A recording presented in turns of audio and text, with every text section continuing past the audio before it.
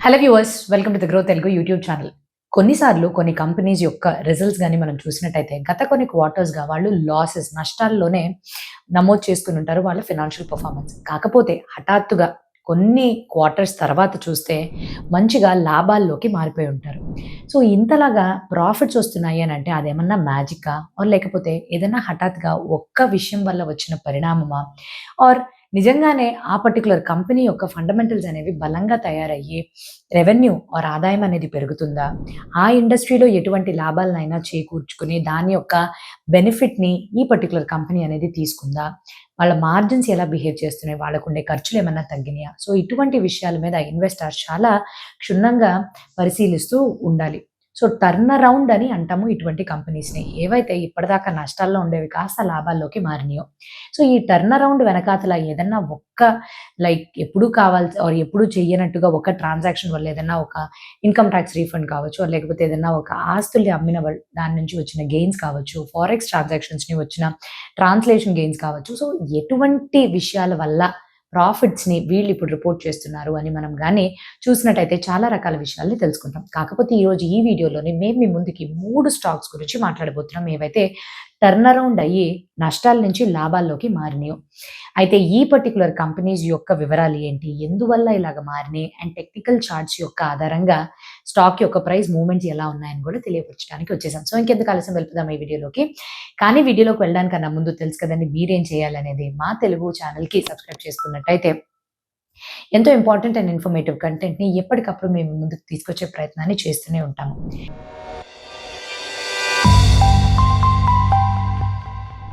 నేను సీఏ హిరణ్య అండ్ ఈరోజు మనం చూడబోయే 3 స్టాక్స్ ఏవైతే టర్న్ అరౌండ్ అయినాయో, గత కొన్ని క్వార్టర్స్‌గా లాసెస్‌ని ప్రకటించిన ఈ కంపెనీస్ లాభాల్లోకి మారినియి. సో, మొట్టమొదటి కంపెనీ ఇదే దాంట్లోని బ్లాక్ బక్ లిమిటెడ్. అయితే ఈ బ్లాక్ బక్ లిమిటెడ్ గురించి గాని చూసినట్టయితే గత కొన్ని క్వార్టర్స్‌గా వీళ్ళు నెట్ లాసెస్‌నే చూపిస్తూ వచ్చారు. సో, దీనికి వివిధ రకాల కారణాలు ఉన్నప్పటికీ కూడా ఆపరేటింగ్ మార్జిన్స్ అనేవి చాలా తక్కువ ఉండడంతోటి అండ్ వీళ్ళకుండే ఖర్చులు పెరగడంతోటి ఇటువంటి వివిధ రకాల విషయాల వల్ల వీళ్ళు ఈ లాసెస్‌నే తీసుకుంటూ వచ్చారు. చూస్తూ వచ్చారు. మార్చ్ 2025 క్వార్టర్ తర్వాత ఆ క్వార్టర్‌లోని 281,00,00,000 ప్రాఫిట్‌ని చూపించారు. కాకపోతే ఇందులోనే ఒక one time income tax refund అనేది ఉంది. మార్చ్ 2025 తర్వాత 2026లోకి అడుగుపెట్టి ఫస్ట్ 2 క్వార్టర్స్‌లో కూడా మంచిగానే ప్రాఫిట్స్ అనేవే నమోదు చేసుకున్నారు. ఆపరేటింగ్ ప్రాఫిట్స్ అనేవి మాత్రమే కాకుండా గత 3 క్వార్టర్స్‌గా అంటే 2026 3 క్వార్టర్స్‌లోని మంచిగా నెట్ ప్రాఫిట్స్‌నే చూపించారు. అయితే ఈ కంపెనీ ఎటువంటి బిజినెస్‌లో ఉంది. సో, మనందరికీ తెలిసినట్టుగానే మనం ఒక చోటు నుంచి ఇంకో చోటుకి వెళ్ళాలి అనంటే ఇప్పుడు ఎంతో ఎంతో ఈజీగా సులువుగా టెక్నాలజీని వాడుకుంటూ ఊబర్, ఓలా యాప్స్‌ని తీసుకొని పక్కనుండే డ్రైవర్స్‌ని మనం మార్చేసుకొని వెళ్ళిపోతున్నాము. అదేలాగా ఈ బ్లాక్ బగ్ యాప్ కూడా పనిచేస్తుంది. సో, కాకపోతే ఇది ఎవరిని కలుపుతుంది అనంటే కంపెనీస్‌ని, ట్రక్ ఓనర్స్‌ని. సో, మన దేశంలోని లీడింగ్ డిజిటల్ ట్రక్కింగ్ యాప్ కింద పేరుని పొందింది. సో, ఈ ట్రక్కింగ్ యాప్ ద్వారా ఏం చేయొచ్చు?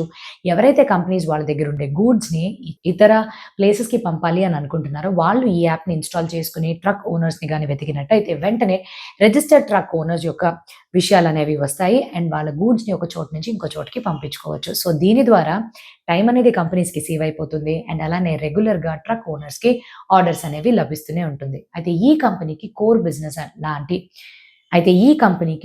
బిజినెస్ అంటే ఏంటి? ఎందు నుంచి ఆదాయం చాలా రెగ్యులర్‌గా స్థిరంగా వస్తుంది.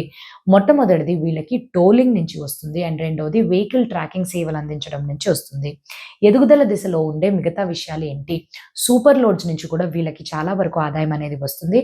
అండ్ రెండవది వీళ్ళు వెహికల్స్‌కి అంటే వాహనాలకి సంబంధించిన ఫినాన్సింగ్ కూడా అరేంజ్ చేసే ఈ సెగ్మెంట్‌ని కూడా బాగానే బయటికి తీసుకొస్తున్నారు. అయితే ఈ పర్టిక్యులర్ రెవెన్యూ మోడల్‌లోనే సరాసరిగా చూడాలి అనంటే వీళ్ళకి వచ్చే ఆదాయం commission income, subscription fees and service fees. Truck owners వాళ్ళు సర్విస్ ఫీస్‌ని చెల్లిస్తారు. అయితే ఈ కంపెనీ యొక్క ఫైనాన్షియల్ పెర్ఫార్మన్స్ రిజల్ట్స్ ఎలాగున్నాయని చూద్దాం. 2026 క్వార్టర్ 2 కల్లా గత క్వార్టర్‌తో గాని పోల్చినట్టయితే వీళ్ళ యొక్క సేల్స్ అనేది 52% పెరిగి 151 క్రోర్స్ దగ్గర స్థిరపడింది.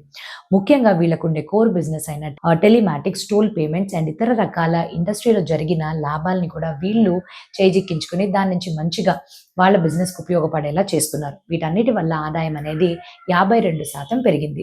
అదే టైంలో ఖర్చుల విషయానికి గాని వచ్చినట్టయితే కేవలం 37% మాత్రమే పెరిగింది. సో, దీని యొక్క ప్రభావం వల్ల ఆపరేటింగ్ ప్రాఫిట్ అనేది 15 కోట్ల నుంచి 36.5 కోట్లకి పెరిగింది. ఆపరేటింగ్ ప్రాఫిట్ మార్జిన్స్ కూడా 15% నుంచి 24% దాకా పెరిగింది. నెట్ ప్రాఫిట్స్ కూడా వీళ్ళు నమోదు చేసుకుని మన ముందుకు తీసుకొచ్చిన ఫిగర్ 29 క్రోర్స్. లాస్ట్ ఇయర్ ఇదే క్వార్టర్‌తో గాని పోలిస్తే అప్పుడు నష్టాల నుంచి ఇప్పుడు 29 కోట్ల ప్రాఫిట్స్ వరకు వీళ్ళు నమోదు చేసుకున్నారు. అయితే భవిష్యత్తులో ఎటువంటి గ్రోత్ అవుట్‌లుక్ తోటి మేనేజ్‌మెంట్ వాళ్ళు వ్యవహరిస్తున్నారు. మన దేశం యొక్క జీడీపీ టార్గెట్ మొత్తంగాని చూస్తే రాబోయే కొన్ని సంవత్సరాల్లోని $5.5 ట్రిలియన్ చేరుకునే సూచనలు బాగా కనిపిస్తున్నాయి. సో, ఇందులోని చాలా ముఖ్యమైన లాజిస్టిక్ రంగంను ఇంకా ఎఫిషియెంట్‌గా పనిచేస్తేనే దీనికి తోడ్పడుతుంది. అయితే ఇక్కడ మన దేశం విషయానికి గాని వస్తే ట్రక్కింగ్ ఇండస్ట్రీ విషయానికి అక్కడ లాజిస్టిక్స్ పరంగా ట్రక్కింగ్ ఇండస్ట్రీ విషయానికి వస్తే ఇది $170 నుంచి $175 బిలియన్ వరకు ఉంది. అండ్ ఇది రాబోయే కొన్ని సంవత్సరాల్లోని 8-9% కాంపౌండెడ్ యాన్యువల్ గ్రోత్ రేట్‌లో పెరుగుతుంది. కానీ మన దేశం యొక్క ట్రక్కింగ్ ఇండస్ట్రీ విషయానికి గాని వచ్చినట్టయితే ఇది చాలా ఫ్రాగ్మెంటెడ్‌గా అంటే ముక్కలు ముక్కల కింద విడిపోయి చాలామంది చిన్న ట్రక్ ఆపరేటర్స్ వాళ్ళు ఎక్కువగా కష్టాలు పడుతూ వాళ్ళు ఎఫిషియెంట్‌గా మేనేజ్ చేయలేక కావాల్సినట్టుగా డిమాండ్‌ని ఎదుర్కోలేక చాలా రకాల సమస్యలనేది పడుతుంది ఈ ఇండస్ట్రీ. సో, ఇక్కడ సరైన సమాధానం బ్లాక్ బగ్ యాపే. సో, బ్లాక్ బగ్ లాంటి యాప్స్ అనేవి ఈ ఇండస్ట్రీలో ఏదేదైతే ముక్కలు ముక్కల కింద చాలామంది చిన్నవాళ్ళు ఉన్నారో వాళ్ళందరినీ తీసుకొని టెక్నాలజీ పరంగా జోడించి ఒకే చోట చూపించడం వల్ల ఆర్గనైజ్డ్ సెక్టార్‌గా ఇది మారుతూ వస్తుంది. అండ్ దీనితో పాటుగా ఈ కంపెనీ పరంగా ఇయర్‌లో గాని చూసినట్టయితే కోర్ బిజినెస్ అనేది 37% పెరిగింది. అంటే వీళ్ళు ఏవైతే సూపర్ లోడ్స్‌కి 4 హబ్స్ మాత్రమే ఉంది. రాబోయే 6 నెలల్లో దీన్ని 14-15 హబ్స్ వరకు పెంచాలి అని అనుకుంటున్నారు. అండ్ అలానే ఈ పర్టిక్యులర్ కంపెనీ యొక్క బ్యాలెన్స్ షీట్‌ని గాని మనం చూసినట్టయితే లిస్టింగ్‌కి వెళ్ళిన దగ్గర నుంచి, ఐపీఓకి వెళ్ళిన దగ్గర నుంచి అక్కడి నుంచి వచ్చిన సెక్యూరిటీస్ ప్రీమియం వల్ల రిజర్వ్స్ అండ్ సర్ప్లస్ యొక్క విలువ 311 క్రోర్స్ ఉండేది కాస్త 1220 క్రోర్స్‌కి పెరిగింది బ్యాలెన్స్ షీట్‌లో. క్యాష్ అండ్ క్యాష్ ఈక్వలెన్స్ విషయానికి వస్తే మొత్తం ఉండే ఆస్తుల్లోనే 47% క్యాష్ అండ్ క్యాష్ ఈక్వలెన్సే ఉంది. ఇంతలాగా ఎందుకు ఎక్కువ ఉంది? ఐపీఓ ద్వారా జనరేట్ అయిన డబ్బులు ఇంకా అలాగే ఎక్కడా కూడా వాటిని వాడకుండా పెట్టుబడి చేయకుండా మన బిజినెస్‌లోనే ఉంచారు. సో, ఇక్కడ బ్యాలెన్స్ షీట్ అనేది బలంగా కనిపిస్తుంది. కానీ పెట్టుబడిదారులుగా భవిష్యత్తులో ఎటువంటి విషయాల్లోని వీళ్ళు ఈ క్యాష్‌ని తీసుకెళ్ళి వాడతారు? అక్కడి నుంచి ఎట్లాగా అది గ్రో అవుతుంది? ఎంతవరకు మనకు ఆదాయాన్ని తెచ్చివేస్తుంది? అనేది మనం చాలా కేర్‌ఫుల్‌గా చూడాలి. క్యాష్ ఫ్లోస్ విషయానికి గాని వచ్చినట్టయితే 2024లోని నేను ఇప్పుడు చెప్పిన విషయాల కోసం క్యాష్ ఫ్లోస్ అనేవి నెగెటివ్‌గానే కనిపించినాయి. కాకపోతే 2025లోని cash flow from operations to net profit ratio విషయానికి వస్తే 206%ని నమోదు చేసుకొని మంచిగా క్యాష్ రియలైజేషన్స్ అవుతున్నాయని మనకి తెలియపరుస్తుంది. ఎటువంటి రిస్క్స్‌ని ఎదుర్కోవాలి? మొట్టమొదటి రిస్క్ ఏదన్నా ఒక రెగ్యులేషన్స్ పరంగా, రూల్స్ పరంగా మార్పులనేవి వస్తే అది వెంటనే వీళ్ళ యొక్క రిజల్ట్స్ పైన ప్రభావం అనేది చూపించేస్తుంది ఆదాయం పైన. ఇటీవలే ఎన్‌హెచ్ఏఐ వాళ్ళు రెగ్యులేషన్స్‌ని మార్చి ఫాస్టాగ్‌కి సంబంధించి కమిషన్ రేట్ అనేది చార్జెస్ అనేవి 1.5% నుంచి 1%కి తగ్గించారు. అది వెంటనే ఎక్కడ ఇంపాక్ట్ అవుతుంది? వీళ్ళ యొక్క ఆదాయం పైనే. టెక్నికల్‌గా మనం చార్ట్స్‌ని చూద్దాం. సో, లిస్టింగ్ అయిన తర్వాత ఈ పర్టిక్యులర్ కంపెనీ యొక్క స్టాక్ మంచిగా ర్యాలీ అయింది. తర్వాత 8 మంత్స్ కన్సాలిడేషన్ ఫేజ్‌లోకి వెళ్ళిపోయింది. ఆగస్ట్ 2025లోని మంచి పాజిటివ్ ట్రెండ్‌ని చూపిస్తూ బ్రేక్‌ఔట్ వరకు వచ్చి వాల్యూమ్స్ అనేవి కూడా బాగా పాజిటివ్‌గా చాలా ఎక్కువ వాల్యూమ్స్‌లో ట్రేడ్ అవ్వడంతో బ్రేక్‌ఔట్‌కి గురై తన యొక్క ఆల్ టైమ్ హై అయిన ₹748ని రీచ్ అయిన తర్వాత మళ్ళీ కరెక్షన్ ఫేజ్‌కి గురైంది. సో, ప్రస్తుతం గాని చూసినట్టయితే 534 నుంచి 551 ఈ రేంజ్ మధ్యలోని ట్రేడ్ అవుతుంది. ఇంతకు ముందు ఇక్కడ రెసిస్టెన్స్‌ని ఫేస్ అయినది ఇప్పుడు ఈ పర్టిక్యులర్ రేంజ్ అనేది సపోర్టివ్‌గా తయారైంది. సో, ఇన్వెస్టర్స్‌గా మనం అందరం ఈ పర్టిక్యులర్ రేంజ్ అండ్ ట్రెండ్‌ని గమనించుకుంటూ ఉండాలి. Company number 2 GMR airports limited. So, GMR airports limited యొక్క మేనేజ్మెంట్ వాళ్ళ యొక్క అభిప్రాయాలు ఈ కంపెనీ యొక్క పనితీరు పైన ఎలాగున్నాయని విందాము. ఈ పర్టిక్యులర్ కంపెనీ గత కొన్ని క్వార్టర్స్‌గా వీళ్ళు లాసెస్‌ని నమోదు చేస్తూ వచ్చారు. దానికి గల ముఖ్య కారణం ఏంటి అనంటే ఎక్కువగా అప్పులు తీసుకోవడంతోటి ఇంట్రెస్ట్ కాస్ట్ పెరగడం, డిప్రిసియేషన్ కూడా ఎక్కువ మోతాదులో పెరగడంతోటి లాసెస్‌ని చూశారు. కాకపోతే సెప్టెంబర్ 2025 తర్వాత వీళ్ళు 35 క్రోర్స్ ప్రాఫిట్‌ని నమోదు చేసుకోవడం జరిగింది. సో, దీనికి గల కారణాలు ఆపరేటింగ్ మార్జిన్స్ అనేవి పెరిగినాయి. సో, అలానే వీళ్ళ యొక్క మిగతా ఖర్చుల్ని కూడా తగ్గించుకుంటూ చాలా మంచిగా ఎఫిషియన్సీని పెంచుకోవడంతోటి ఇంతవరకు నెట్ ప్రాఫిట్స్‌ని నమోదు చేస్తున్నట్టుగా తెలుస్తుంది. అయితే వీళ్ళు ఎటువంటి బిజినెస్ మోడల్‌లో ఉన్నారు? మన దేశంలోని ప్రైవేట్ ఎయిర్‌పోర్ట్ ఆపరేటర్ కింద లీడింగ్ స్థానంలో ఉన్నారు. ప్రపంచవ్యాప్తంగా 2వ స్థానంలోని వీళ్ళు ఇదే ఎయిర్‌పోర్ట్ ఆపరేటింగ్ సర్వీసెస్ని రెండర్ చేస్తున్నారు. అయితే మన దేశం యొక్క ప్యాసింజర్ ట్రాఫిక్లోని 27.5% మార్కెట్ షేర్ తోటి వీళ్ళు అంత ట్రాఫిక్ని హ్యాండిల్ చేస్తున్నారు. చాలా బిజీ అయిన ఎయిర్ హబ్స్ కానీ న్యూఢిల్లీ ఆర్ హైదరాబాద్ని వీళ్ళే స్వయంగా మేనేజ్ చేస్తున్నారు. దాంతోపాటు నార్త్ గోవా అండ్ నాగపూర్ ఎయిర్పోర్ట్స్ని కూడా వీళ్ళు హ్యాండిల్ చేస్తున్నారు. మన దేశంతో పాటు ఇండోనేషియా, ఫిలిప్పీన్స్లో కూడా వీళ్ళ యొక్క మార్క్ అనేది ఉంది. దీంతో పాటు కొత్తగా 2 ఎయిర్పోర్ట్స్ మన ఇండియాలోని అండ్ ఒకటి గ్రీస్లో కూడా నిర్మిస్తున్నారు. సో నెక్స్ట్ ఈ పర్టిక్యులర్ రెవెన్యూ మోడల్ కింద వచ్చాం. బిజినెస్ని అర్థం చేసుకున్నాం. రెవెన్యూ మోడల్ ఏవియేషన్ ఛార్జెస్ అని కొన్నిటిని ఆదాయం కింద వస్తుంది. నాన్ ఏవియేషన్ ఛార్జెస్ అనేది ఆదాయం కింద సంపాదిస్తున్నారు. ఏవియేషన్ ఛార్జెస్లోని పాసెంజర్ ఫీజ్ కావచ్చు, పార్కింగ్ ఫీజ్ కావచ్చు, ల్యాండింగ్ ఫీజ్ కావచ్చు. నాన్ ఏవియేషన్ ఛార్జెస్లో ముఖ్యంగా వీళ్ళకి వస్తున్న రెవెన్యూ స్ట్రీమ్స్ కానీ చూస్తే రీటైల్ స్టోర్స్ నుంచి, ఫుడ్ అండ్ బీవరేజెస్ నుంచి and non cargo duty free stores నుంచి చాలా వరకు వస్తుంది. వీటన్నిటితో పాటుగా వీళ్ళు కార్గో హ్యాండ్లింగ్ చేయడం, ఇంటర్నేషనల్ సేవల్ని అందించడం, వీటి నుంచి కూడా డబ్బులు అనేవి సంపాదిస్తున్నారు. వీళ్ళ యొక్క ఫినాన్షియల్ పర్ఫార్మెన్స్ విషయానికి కానీ వస్తే 2026 Q2లోని గత సంవత్సరంతో పోలిస్తే వీళ్ళ ఆదాయం 47% పెరిగి 3,670 crores దగ్గర స్థిరపడింది. ఇంతలాగా ఎందుకు పెరిగింది?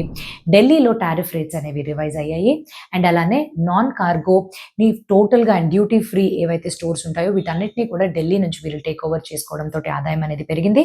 హైదరాబాద్ అలా స్థిరంగా ఎదుగుదల చూపించడంతో వీళ్ళకి ఇంతలాగా ఆదాయం అనేది పెరిగింది. ఆపరేటింగ్ ప్రాఫిట్ విషయానికి వస్తే గత సంవత్సరంతో పోలిస్తే 69% పెరిగి 1,447 crores దగ్గర స్థిరపడింది. ఆపరేటింగ్ ప్రాఫిట్ మార్జిన్స్ 34% నుంచి 39% దాకా పెరిగింది. ఇంకో గమ్మత్తైన విషయం ఏంటి అని అంటే సెప్టెంబర్ క్వార్టర్కి వీళ్ళు నెట్ ప్రాఫిట్ 35 crores నమోదు చేసుకున్నారు కదా. సో అది కూడా వీళ్ళకి ఒక నాన్ క్యాష్ ట్రాన్సాక్షన్ అంటే MTM ట్రాన్సాక్షన్స్ 4x నుంచి వచ్చిన ఒక లాస్ వల్ల అదొక 60 కోట్లను అడ్జస్ట్ చేసిన తర్వాత 35 కోట్ల ప్రాఫిట్ అనేది వచ్చింది. అంటే ఇది నాన్ క్యాష్ లాస్ కాబట్టి అది కానీ తీసివేస్తే ఇంకా నెట్ ప్రాఫిట్స్ అనేవి బాగానే మెరుగ్గానే ఉన్నాయి అని తెలుస్తుంది కంపెనీకి. అండ్ అలానే అదే క్వార్టర్లోనే మేనేజ్మెంట్ వాళ్ళు డిప్రిసియేషన్ ఇప్పటిదాకా మేము ఒక తీరులో ఛార్జ్ చేసాం, ఈ పాలసీని మారుస్తున్నాము అని తెలియపరిచారు. ఈ పాలసీ మార్చడంతో ఖర్చులు అనేవి ఒక 150 కోట్ల దాకా కలిసి వస్తుంది ప్రతి సంవత్సరం. సో ఇలాగానే చూస్తే మేనేజ్మెంట్ వాళ్ళు చాలా ఖచ్చితంగా ఇంకా నుంచి ప్రాఫిట్సే రాబోతున్నాయని నమ్ముతున్నారు. గ్రోత్ అవుట్లుక్ పరంగా కానీ చూసినట్టయితే మన దేశం ప్రపంచవ్యాప్తంగా కానీ కంపేర్ చేసి చూసినట్టయితే ఏవియేషన్ మార్కెట్ 5వ పెద్ద ఏవియేషన్ మార్కెట్ ఇండస్ట్రీగా నిలిచింది.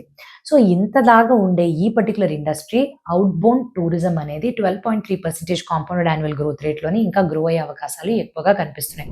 ఇంత పొటెన్షియల్ ఉండే ఈ ఇండస్ట్రీలోని GMR ఎయిర్పోర్ట్స్ వాళ్ళు దీన్ని యూటిలైజ్ చేసుకునే డిమాండ్ అంతా మనము హ్యాండిల్ చేసే తీరులో ఉండాలి, వీటన్నిటిని కూడా మనము ఉపయోగపరచుకోవాలి అనే ఒక తీరులోని భోగాపురం దగ్గర ఒక ఎయిర్పోర్ట్ని ఆల్రెడీ నిర్మించడం అనేది స్టార్ట్ చేసి 87.5% వరకు పనులు ముగించేశారు. రాబోయే 9 నుంచి 12 నెలల్లోని ఈ ఎయిర్పోర్ట్స్ అనేవి ఆపరేషన్స్లోకి వచ్చేస్తాయి.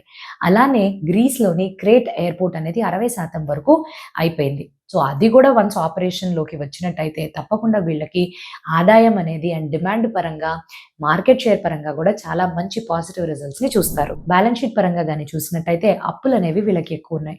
ఉండే టోటల్ అప్పుల్లో 80% వరకు దీర్ఘకాలికమైన అప్పుల్ని ఎక్కువగా తీసుకున్నట్టుగా తెలుస్తుంది. ఈ పాత అప్పుల్ని తీర్చడం కోసం కొత్తగా వీళ్ళు నాన్ కన్వర్టబుల్ డిబెంచర్స్ని ఇష్యూ చేసి జనాల దగ్గర నుంచి మళ్ళీ డబ్బులు తీసుకుని ఈ అప్పుని తీర్చాలి అని అనుకుంటున్నారు. సో ఒక అప్పు తీర్చడం కోసం ఇంకో అప్పు తీసుకోవడం అనేది ఒక వార్నింగ్ సైన్ కింద చెప్పుకోవచ్చు. సో దీని ఇన్వెస్టర్స్గా మీరు చాలా క్షుణ్ణంగా పరిశీలించాలి. రిస్క్స్ అండ్ ఛాలెంజెస్ పరంగా కానీ వచ్చినట్టయితే జాగ్రఫీ పరంగా అండ్ ఆపరేషనల్ ఇష్యూస్ వల్ల కూడా చూసినట్టయితే చాలా చోట్ల ఆర్ టెక్నికల్గా ఈ ట్రాఫిక్ అనేది ఈ పర్టికులర్ క్వార్టర్లోనే 3.5% గత సంవత్సరం అదే క్వార్టర్తో పోలిస్తే తగ్గింది. సో ఇలా తగ్గినప్పుడు వెంటనే ఆ ప్రభావం అనేది వీళ్ళ ఆదాయం పైన పడిపోతూ ఉంటుంది. సో ఆ పర్టికులర్ పాయింట్ని గుర్తుపెట్టుకోవాలి. టెక్నికల్ చార్ట్స్ పరంగా కానీ చూసినట్టయితే జూలై 2024లోని 103 లెవెల్ దగ్గర ఇది ఫస్ట్ ట్రేడింగ్ అయింది. తర్వాత కరెక్షన్కి గురైన తర్వాత 70 రూపీస్ దగ్గరకి పడిపోయిన తర్వాత అక్కడి నుంచి కన్సాలిడేషన్ ఫేజ్లోకి ఎంటర్ అయింది. సో దీని తర్వాత ఈ స్టాక్ ర్యాలీని చూసింది higher highs and higher low patterns దగ్గర అండ్ దాని నుంచి బ్రేక్అవుట్ అనేది ఇచ్చింది మళ్ళీ 103 లెవెల్ దగ్గరే. సో ప్రస్తుతం ఈ స్టాక్ ఇదే రేంజ్లోని ఇక్కడే ట్రేడ్ అవుతుంది. వాల్యూమ్స్ కూడా చాలా స్ట్రాంగ్గానే ఉన్నాయి. కానీ ఎప్పుడైతే ఇది 97 కన్నా తగ్గిపోతుందో అప్పుడు చాలా మనం గమనించుకోవాల్సిన విషయంగా గుర్తుపెట్టుకోవాలి. Company number 3 Wockhardt Sciences Limited. ఈ వోక్హార్డ్ట్ సైన్సెస్ వాళ్ళు గత కొన్ని క్వార్టర్స్‌గా లాసెస్‌నే నమోదు చేసుకున్నారు. వాళ్ళ ఇంట్రెస్ట్ ఖర్చు పెరిగిందని, టాక్స్ లయబిలిటీ పెరిగిందని, మార్జిన్స్ అన్ని తక్కువగా ఉన్నాయని. కాకపోతే సెప్టెంబర్ 2025లోని వీళ్ళు నెట్ ప్రాఫిట్ 82 కోట్లని తీసుకొని వచ్చారు. సో ఇంతలాగా బ్యాలెన్స్ షీట్‌లో వచ్చింది, ప్రాఫిట్ అండ్ లాస్ అకౌంట్‌లో ప్రాఫిట్స్ అనేవి చూపించారు అనంటే, వాళ్ళకుండే మార్జిన్స్ అనేవి ఇంప్రూవ్ అయింది. సేల్స్ అనేవి కూడా చాలా మంచిగా పాజిటివ్ ట్రెండ్‌లో వెళుతుందని అర్థం. ఈ కంపెనీ యొక్క బిజినెస్ మోడల్ ఏంటి? సో వీళ్ళు ప్రపంచవ్యాప్తమైన ఒక ఫార్మా కంపెనీ. అయితే ఫార్మా అనంటే ఇటువంటి ఫార్మా కంపెనీ కాదండి. మంచిగా రిసర్చ్ చేసి వీళ్ళు తయారు చేసే category of medicines or formulations గాని చూసినట్టయితే నోవెల్ యాంటీబయోటిక్స్ నుంచి బయోటెక్నాలజీ అండ్ ఫార్మాస్యూటికల్స్‌ని ప్రతీదీ కూడా ఎక్కువగా రిసర్చ్ చేసిన తర్వాత మంచి ప్రొడక్ట్స్‌ని తీసుకొస్తారు. అన్నిటికన్నా ముఖ్యమైన కోర్ బిజినెస్ వీళ్ళకి వచ్చేది నోవెల్ యాంటీబయోటిక్స్ నుంచి. అంటే ఏవైతే యాంటీబయోటిక్స్ రెసిస్టెంట్ బ్యాక్టీరియాని ట్రీట్ చేయలేక ఫెయిల్ అవుతాయో ఆ పర్టిక్యులర్ దాంట్లోని రిసర్చ్ అండ్ డెవలప్‌మెంట్‌తో కూడిన కొత్త రకమైన యాంటీబయోటిక్స్‌ని తీసుకొని వస్తారు. సో దీనికోసం రిసర్చ్ అండ్ డెవలప్‌మెంట్‌లో మాత్రమే 25 సంవత్సరాలుగా ఎక్కువగా వీళ్ళు పెట్టుబడి చేస్తున్నట్టుగా తెలుస్తుంది. సో వీళ్ళకి నెట్‌వర్క్ పరంగా గాని చూసినట్టయితే యూరోప్‌లో చాలా బలమైన ప్రెజెన్స్ ఉంది. అండ్ అలానే యూకేలోని టాప్ 3 ఇండియన్ జనరిక్ ఫార్మా కంపెనీస్‌గా కూడా వాళ్ళకి పేరుని పొందారు. ఫైనాన్షియల్ పర్ఫార్మెన్స్ పరంగా గాని చూసినట్టయితే 2026 క్వార్టర్ 2 కల్లా గత సంవత్సరంతో పోలిస్తే సేల్స్ అనేది 3% తగ్గి 782 క్రోర్స్ దగ్గర ఉంది. యూకేలోనే కొంచెం బిజినెస్ అనేది డల్ అవడంతోటి ఈ వరకు వాళ్ళు ఫేస్ చేయాల్సొచ్చింది. కానీ ఆదాయం తగ్గినప్పటికీ కూడా ఆపరేటింగ్ ప్రాఫిట్స్ అనేవి పెరిగినాయి. గత సంవత్సరంతో పోలిస్తే 62% పెరిగి 178 క్రోర్స్ దగ్గర స్థిరపడింది. ఆపరేటింగ్ ప్రాఫిట్ మార్జిన్స్ కూడా మెరుగుపడినాయి. ఎలాగానంటే 14% నుంచి 23% దాకా పెరిగింది. దీనితో పాటుగా నెట్ ప్రాఫిట్ కూడా 82 కోట్లని చేరుకుంది. సో గత సంవత్సరం అదే క్వార్టర్‌లో 16 క్రోర్స్ లాస్‌ని రిపోర్ట్ చేసింది. కాస్త ఇప్పుడు 82 క్రోర్స్ ప్రాఫిట్స్ కింద మారింది. ఆపరేటింగ్ ప్రాఫిటబిలిటీ అనేది ఎందుకు పెరిగింది అనంటే 25% వీళ్ళకి కాస్ట్‌లో అనేది బాగా రిడక్షన్ అనేది రావడంతో ఇంతలాగా మంచి ఎదుగుదలని చూశారు. అయితే వీళ్ళ గ్రోత్ అవుట్‌లుక్ ఎలాగుంది? సో మేనేజ్‌మెంట్ వాళ్ళు ఏమంటున్నారనంటే అతి పెద్ద డ్రైవర్ అయిన అంటే వీళ్ళకి అత్యధికంగా వచ్చే ఆదాయం కోర్ బిజినెస్ అనేది నావెల్ యాంటీబయోటిక్స్ నుంచి వస్తున్నాయి. అండ్ వీళ్ళు ఇటీవలే ఒక కొత్త డ్రగ్ అయిన జెనిచ్ అనే డ్రగ్‌ని ఇండియాలోని మరి ఇతర దేశాల్లో ప్రవేశపెడుతున్నారు. ఇండియాలో దీని యొక్క అడ్రెసబుల్ మార్కెట్ 17,000 క్రోర్స్ ఉంది. అలానే యూఎస్ఏ అండ్ యూరోప్ గాని తీసుకున్నట్టయితే దాదాపు $7 బిలియన్ దాకా అడ్రెసబుల్ మార్కెట్ అనేది ఉంది. సో ఇది ఎన్నో రెట్లు పెరిగి వీళ్ళ ఆదాయాన్ని పెంచుతుంది అని చాలా గట్టి నమ్మకంతోటి వెళుతున్నారు. And Biotech and diabetes biosimilars వాళ్ళు కూడా నెక్స్ట్ 3 ఇయర్స్‌లోని ఈ సెగ్మెంట్ 20-25% మధ్యలో గ్రోత్ అనేది ఉంది. అంటే ఇన్ షార్ట్ ఈ బయోసిమిలర్స్ అనంటే మనం హ్యూమన్ ఇన్సులిన్ ఏదైతే మాట్లాడుతున్నామో అది కూడా ఒక పెద్ద టెయిల్ విండ్ కింద మారబోతుంది. ఎందుకు అనంటే నోవో నార్డిక్స్ వాళ్ళు వెళ్ళిపోవడంతోటి ఇండియాలోని దాదాపు 450 క్రోర్స్ అంటే ప్రపంచవ్యాప్తంగా ఎమర్జింగ్ మార్కెట్స్‌లోని $157 మిలియన్ వరకు ఓపెన్ అయింది. ఇక్కడ జస్ట్ కేవలం 3 ప్లేయర్స్ ఉన్నారు. అండ్ అందులోని వోకార్డ్ట్ సైన్సెస్ వాళ్ళు ఒకటి. సో గ్రోత్ అవుట్‌లుక్ పరంగా ఇంత మంచిగా కనిపిస్తుంది మనకి. క్యాష్ ఫ్లోస్ పరంగా 2024లోని వీళ్ళకి క్యాష్ ఫ్లోస్ అనేవి పాజిటివ్ గానే ఉన్నాయి. ఎందుకంటే మెయిన్‌గా రిసీవబుల్స్ అనేది బాగా రికవరీ వైపుగా వెళ్ళింది. కాకపోతే ఇప్పుడు 2025లోని క్యాష్ ఫ్లోస్ మీద మళ్ళీ ప్రెషర్ పడిపోవడంతో క్యాష్ ఫ్లోస్ అనేవి నెగెటివ్ గానే నమోదు చేసుకున్నాయి. అయితే రిస్క్స్ పరంగా ఇక్కడ చూడాలి ఏ విషయము అనంటే గత 6-7 సంవత్సరాలుగా గాని చూసినట్టయితే ఈ కంపెనీ ఒక 2,000 కోట్ల దాకా హెవీగా ఇన్వెస్ట్మెంట్స్ అనేది రిసర్చ్ అండ్ డెవలప్‌మెంట్‌లో చేసి కొత్త డ్రగ్స్‌ని కనిపెట్టే తీరులోకి వెళ్ళిపోయారు. ఎప్పుడు కూడా డ్రగ్స్ అనేవి కొత్తవి ఫార్ములేట్ అయ్యి బయటకు వచ్చినప్పుడు దానికి సంబంధించిన రెగ్యులేటరీ అప్రూవల్స్‌లో గాని ఏదైనా డిలేస్ గాని సమస్యలు ఫేస్ అయితే అక్కడ రెవెన్యూ పరంగా చాలా ఎక్కువ దెబ్బలనేది తినే అవకాశాలు ఎక్కువగా ఉంటాయి ఒక ఫార్మాస్యూటికల్ కంపెనీకి సంబంధించినంత వరకు.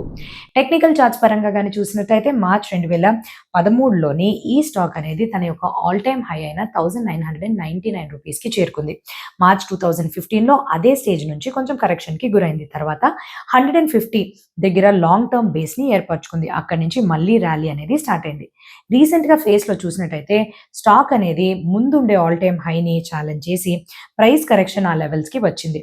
సో నియర్ టైమ్‌లోనే ఇది 1110 నుంచి 1220 జోన్‌లోకి ఒక ఇంపార్టెంట్ సపోర్ట్ ఏరియాగా మార్చుకుంటుంది. సో అదండి ఏవైతే 3 స్టాక్స్ ఏవైతే టర్న్ అరౌండ్ అంటే లాసెస్ నుంచి ప్రాఫిట్స్ దిశగా వెళ్ళిపోతూ ఒక మంచి ఫండమెంటల్‌గానే అసలు ఎందుకు ఇలాగొచ్చింది ఇది వన్ టైమా ఆర్ లేకపోతే నిజంగానే బిజినెస్‌లో ఫండమెంటల్స్ బాగా మెరుగుపడి ఆపరేటింగ్ మార్జిన్స్ అనేవి పెరిగి ఖర్చులనేవి తగ్గించుకుని వివిధ రకాల ప్రణాళికలు తీసుకోవడం వల్ల ఇటువంటి విషయాల అనేది మీకొక ఐడియా అనేది వచ్చింది కదా! సో మీ యొక్క పోర్ట్‌ఫోలియోలో ఏదైనా ఒక స్టాక్ ఉంటే కామెంట్ సెక్షన్‌లో తెలియపరచడం మర్చిపోకండి. ఈ వీడియో ఇంకెవరికైనా యూజ్‌ఫుల్‌గా ఉంటుందంటే షేర్ చేయడం కూడా మర్చిపోకండి. ఆన్ థాట్ నోట్ ఇంకా మంచి వీడియోతో మీ ముందుకు రావడానికన్నా ముందు have a happy and very, very safe investment. Thank you.